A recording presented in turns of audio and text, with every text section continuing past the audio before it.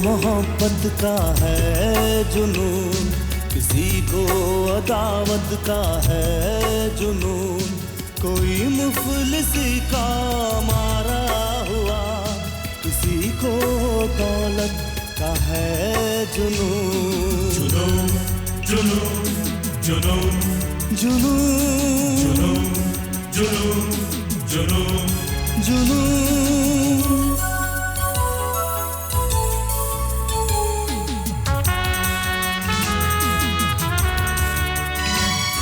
न जाने ये कैसी है दीवानगी कि कांधे पे लादे हुए जिंदगी, भटकता हूँ मैं बेसबब बेनिशान, मेरे साथ है मेरी आवारगी। कहाँ दिल जले को सुकून चाहिए, जुनून के लिए बस जुनून चाहिए, जुनून के लिए बस जुनून चाहिए। जुनून जुनून जुनून जुनून जुनून जुनून जुनून।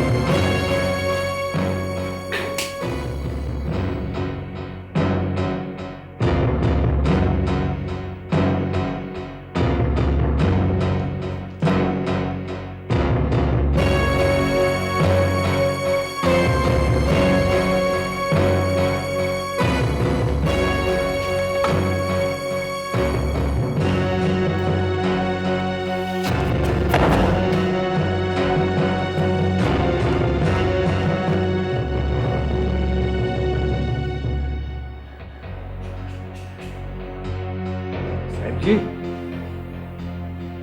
साहब जी। हाँ क्या है? जी पिठिया आई है। क्या? तुम्हें कैसे मालूम? जी उसके कमरे की लाइट जल रही है। वो इतनी रात को कैसे आई? अगर आई है तो मुझसे मिली क्यों नहीं? तुम कुर्सी लाओ। जी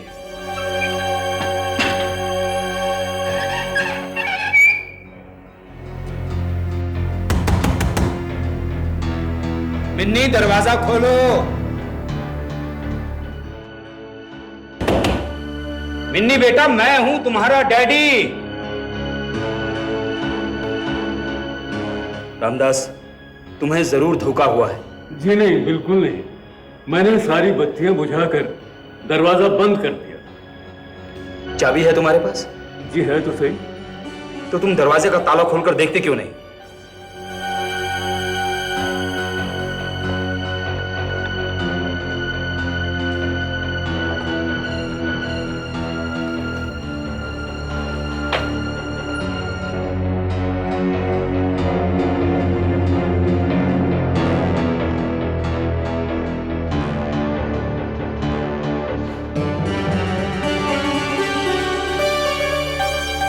सेंट बहुत ताजा ताजा महसूस होती है।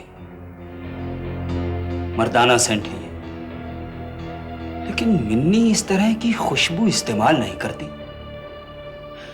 रामदास, तुम्हें पूरा यकीन है कि तुमने सारी रोशनियां बुझा दी थी? अब मुझे शक हो रहा है, इस कमरे में जरूर कोई आया था। मैंने उसकी परछाई पिछले दरवाजे से जाते हुए देखी थी। रामदास, तुम बूढ़े हो गए हो, तुम भूल रहे हो शायद। ये दरवाजा बंद करने से पहले तुम ये बत्ती बुझाना भूल गए होंगे। साहब जी, वो मर्दाना सेंट की खुशबू आप ही कह रहे थे। चलिए पिछले दरवाजे की तरफ जाकर देख लें। ठीक है, चलो।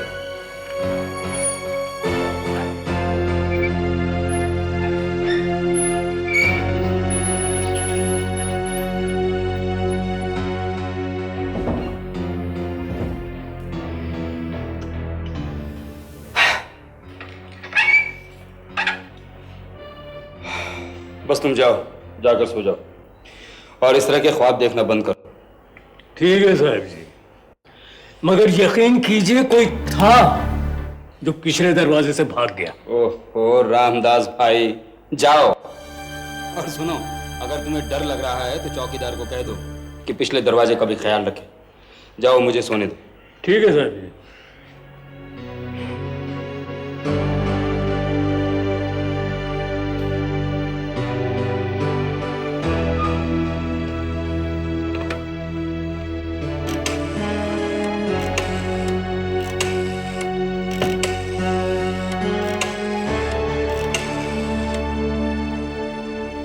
हेलो।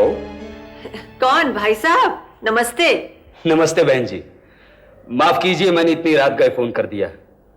दरअसल मैं सुबह से ही सोच रहा था कि फोन करके आप लोगों का हाल चाल पूछूं, लेकिन ये होटल का धंधा ही ऐसा है कि फुर्सत ही नहीं मिलती। हमें नहीं मालूम क्या? जी हाँ, सब ठीक है। बिटिया से बात करेंगे? वहीं पर है? नहीं, अभी अभी अपने बेडरूम में गई है। बुला दूं क्या? नहीं नहीं, रहने दीजिए, मैं कल उससे बात कर लूंगा।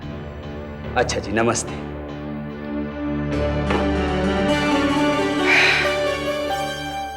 ये रामदास भी बहुत बूढ़ा हो गया है, खाम खाम मेरी नींद हराम करके रखते हैं।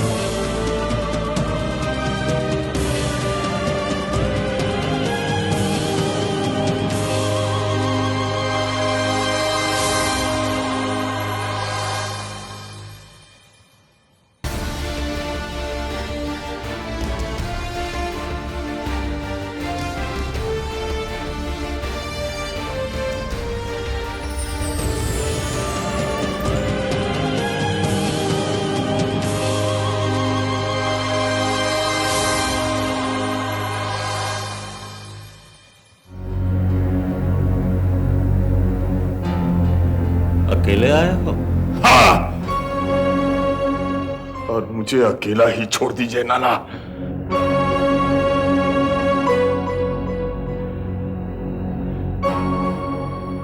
Sorry Nana, please.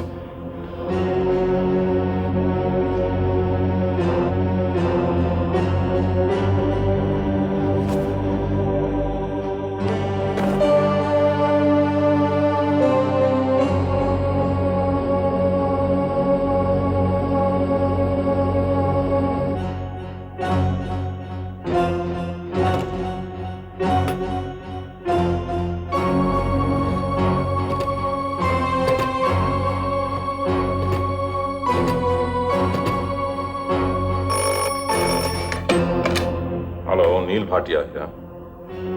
Hello hello hello hello.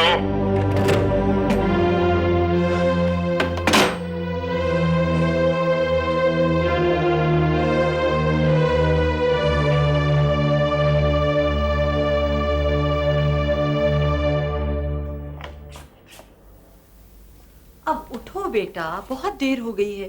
कितनी कितनी देर तक बैठे यहाँ काम करते रहते हो? माँ वो बेडरूम का डेस्क बहुत छोटा पड़ता है ना, इसलिए मैं यहाँ बैठ के काम कर लेता हूँ। तुम जाके सो जाना। ठीक है, तुम सोने जाओगे तो बत्ती बुझा देना। गुड नाइट माँ। Good night.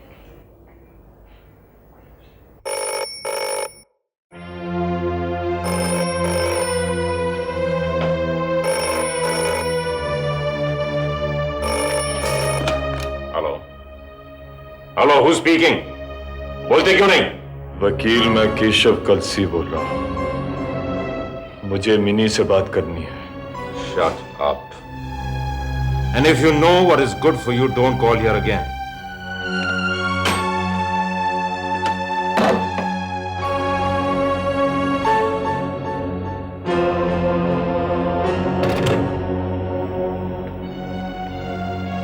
मेरी जिंदगी में कांटे बोकर तू इस तरह आराम से सो नहीं सकती। गेट अप, उठो।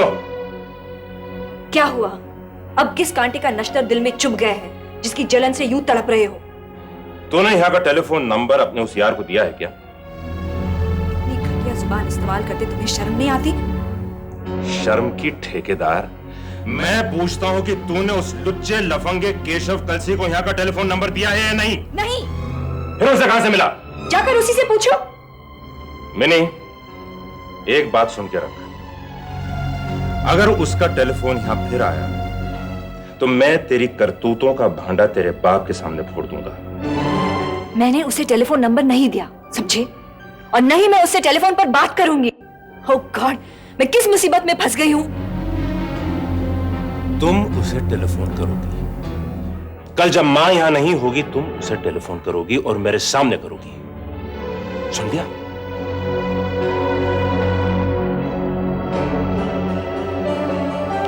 To hell with you. आइए आइए मिस्टर धनराज, आइए। हेलो। बैठिए। Thank you. मुझे अफसोस है कि उस राजवंश ने मालूम नहीं किस जायज नाजायज तरीके से सीमेंट और लोहे की सप्लाई फिर से रिलीज करवाई है। जी हाँ, अब उसका कोटा तो खत्म हो चुका था, तो फिर उसे ये सब कुछ कहां से मिल रहा है? मुझे दिखता है उसकी पहुंच बहुत ऊपर तक है। यह तो सरासर ज्यादती है। अब मुझे फैक्ट्री बिल्डिंग की मरम्मत के लिए सीमेंट की 100 बोरियों की जरूरत थी। मैं तरसता रह गया, लेकिन मुझे तो किसी ने नहीं दी, और यहां पर उसे सैकड़ों ट्रक दिए जा रहे हैं। यह तो गैर कानूनी हरकत है, आप इसे रोक सकते हैं। आई एम सॉरी, मैं बेबस हूं, कुछ नहीं कर सकता।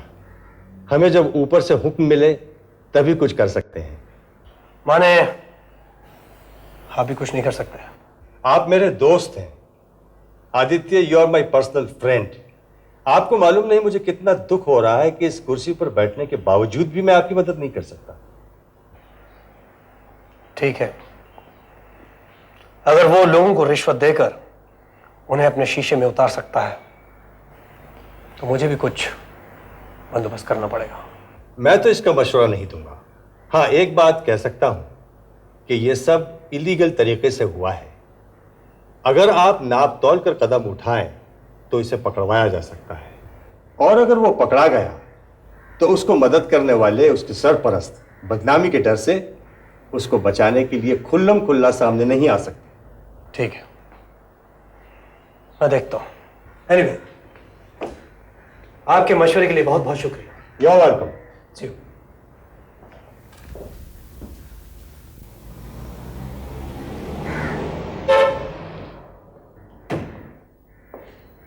क्या हुआ? कमिश्नर के पास गए थे? हाँ, वहीं से आ रहा हूं। क्या कह रहा था? यही कि वो कुछ नहीं कर सकता। उसे बेरोक टोक सीमेंट लोहा देने का हुक्म ऊपर से जारी हुआ है। ये क्या उसकी घर की हुकूमत है? तुम नहीं जानती सीमा, ये ईमानदारी का जमाना नहीं है। मालूम नहीं उसने किस किस को खरीदा हुआ है। तो अब क्या करें?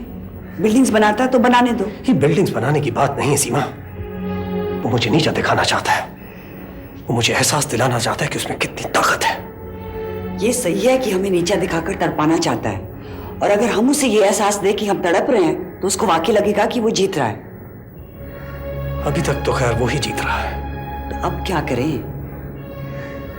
याद है सीमा, कुछ महीने पहले हम मिनी अग्रवाल के यहाँ डिनर पार्टी पे गए थे। वहां मिस्टर केशव कलसी मिले थे। वाइट सूट वाला? बिल्कुल। हाँ। याद है उसने कहा था कि अगर हमें किसी मदद की जरूरत हो तो हम उसे कांटेक्ट करें। मुझे तो वो आदमी बहुत खतरनाक लगता है। बस वही एक आदमी है जो हमें इस मुसीबत से छुटकारा दिलवा सकता है। तो क्या तुम भी उन्हीं ऊंचे तरीकों पर उतर आओगे जिन पर वो उतर आया था? अगर हमें इस दुनिया में जिंदा रहना है तो हमें ये सब तरीके अपनाने होंगे।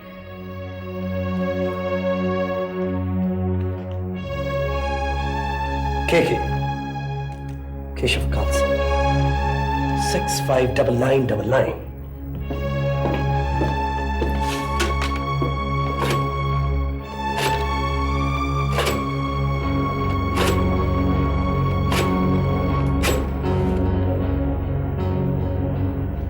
मिस्टर केशव कलसी? हाँ, मैं के बोल रहा हूं। कौन आदित्य? आदित्य धनराज। के साहब, आपको याद होगा हम होटल अपोलो में मिनी अग्रवाल की डिनर पार्टी पे मिले थे। हाँ, मिले तो थे। फिर के साहब, आपको याद होगा आपने कहा था अगर मैं किसी प्रॉब्लम में रहूं तो मैं आपसे बात करूं। मैं एक बहुत बड़ी उलझन में फंसा हूं। इस सिलसिले में मैं आपसे कुछ मशवरा करना चाहता था। आप किसी वक्त मेरे दफ्तर आ सकते हैं? मुझे आपकी उलझन मालूम है, लेकिन मैं आपकी मदद नहीं कर सकता। क्यों? आप आगे बात तो कीजिए। आपकी जो भी खिदमत करनी होगी हम करेंगे। आप उस बारे में बिल्कुल बेफिक्र रहें। मैंने आपसे कहा ना कि इस सिलसिले में मैं आपकी बिल्कुल मदद नहीं कर सकता, क्योंकि जिनसे टक्कर लेने में आप मुझे इस्तेमाल करना चाहते हैं, उन्हीं से बहुत पहले मैं एक लंबा सौदा कर चुका हूं। अब के जिनके साथ सौदा करता है उन्हें धोखा कभी नहीं मिलता।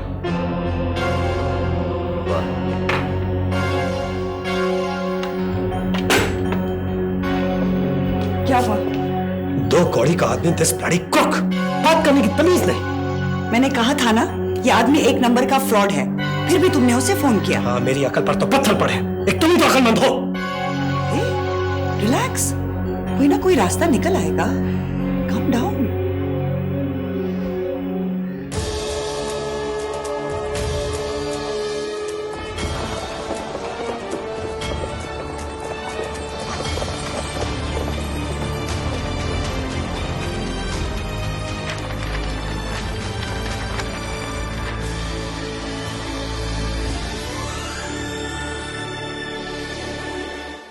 ये कश्मीर है।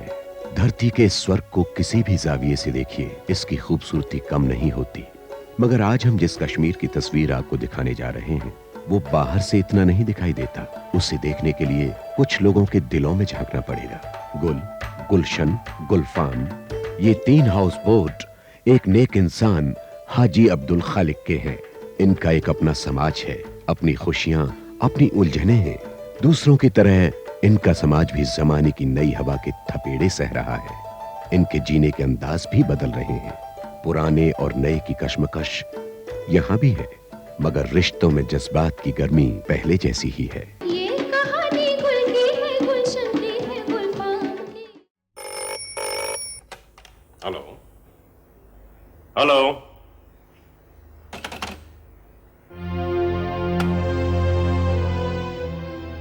बात क्यों नहीं करते Keshav Kalsi? Speak up, speak up, damn you बुज़दिल।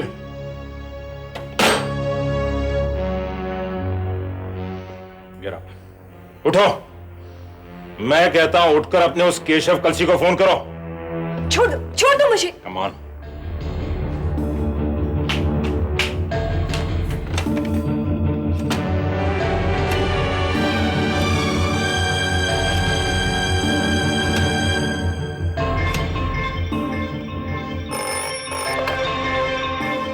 के लो, बात करो। चले। हेलो,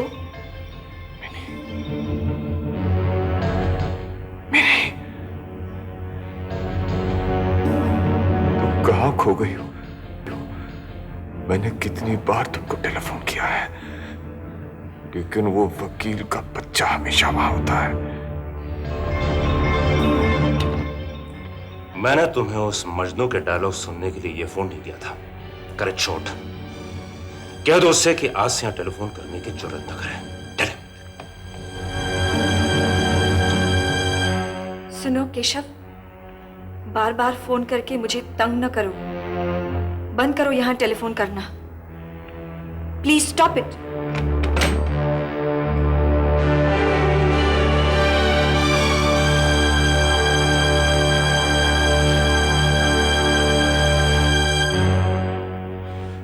औरत, बेशर्म, बेहया, बेवफा, आखिर तुमने भी अपनी असलियत दिखा दी मिनी अग्रवाल। मैं तुम्हें जिंदा नहीं छोड़ूंगा। मैं तुम्हें जिंदा नहीं छोड़ूंगा। क्या बात है केशव, क्या हुआ? क्या नहीं हुआ नाना, क्या नहीं हुआ? वो मिनी अग्रवाल जो एक सहमी हुई हिरनी की तरह इस केशव कलसी की आगोश में पनाह लेने के लिए आती थी, अब कहती है कि आइंदा मैं उसे टेलीफोन ना करूं। किसी की मजबूरी समझने की कोशिश किया करो केशव। उसने क्यों और किन हालात में तुम्हें टेलीफोन किया होगा, खुद उस पर क्या बीत रही होगी, तुम्हें क्या मालूम। सब्र करो केशव, सब ठीक हो जाएगा, सब ठीक हो जाएगा। सब औरतें ऐसी हैं नाना, सब औरतें ऐसी ही हैं। तो उनके झमेले में पड़ते ही क्यों हो? केशव, भूल जाओ इस लड़की को और अपने काम में लग जाओ। यही तो मैं नहीं कर सकता नाना, यही तो मैं नहीं कर सकता। इस केशव कलसी ने अपनी जिंदगी में एक ही औरत से मोहब्बत की है, और वो है ये मिनी अग्रवाल। आप नहीं जानते, आप नहीं जानते नाना कि उस लड़की के अंदर हर दम कैसी ज्वाला दहक रही है, और उसी ज्वाला में ये पत्थर दिल केशव कलसी पिघल कर बह गया है। मैं उससे मोहब्बत करता हूं नाना। आई लव हर। वो लड़की भी तुम्हारे बगैर नहीं रह सकती। उसका अब नाना नगरकर को पूरा विश्वास हो गया है। तुम घबराओ मत, टेलीफोन न से ही चिट्ठी तो पहुंच सकती है, और वो तुम्हारा मस्करा मनमोहन तो अभी जिंदा है, उसे भेज देंगे। हेलो हेलो, हाँ कौन? सुमेर राजवंश। हाँ है यही, लीजिए बात कर लीजिए। मुझे किसी से बात नहीं करनी है। घर आई लक्ष्मी को इस तरह ठुकराया नहीं करते, इसी पर आजकल का संसार चलता है केशव। लो बात कर लो।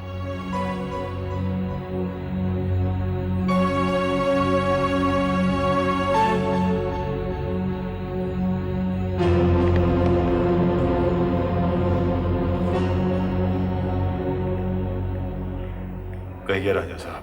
केके साहब, मैं आपका ये एहसान कभी नहीं चुका सकूंगा। सारा काम आराम से हो गया। मैं अपने सेक्रेटरी को सारी रकम देके भेज रहा हूं। अब आप ही अपने पटेल साहब से भुगतिए। ये काम आपको खुद करना होगा राजा साहब। केके ऐसे झमेलों में नहीं पड़ता, और आजकल अपने ही झमेले कुछ इस कदर उलझे हैं कि उनसे फुर्सत ही नहीं मिलती। दरअसल मैं कुछ दिनों के लिए बाहर जा रहा हूं। बेटे को बोर्डिंग स्कूल में दाखिल करवाना है, वरना मैं आपको ये तकलीफ ना देता। नहीं राजा साहब, ये काम आप खुद करके जाइए। देखो, कल बेटे की एडमिशन का आखिरी दिन है, इसीलिए मैं आपको ये तकलीफ दे रहा हूं। और पटेल साहब भी कल ही आ रहे हैं। ठीक है राजा साहब, आप अपने सेक्रेटरी को भेज दीजिए। क्या करूं, आपके सामने मैं लाजवाब हो जाता हूं।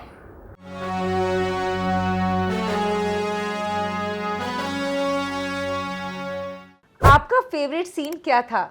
कमेंट्स में लिखिए। जुनून जुनून जुनून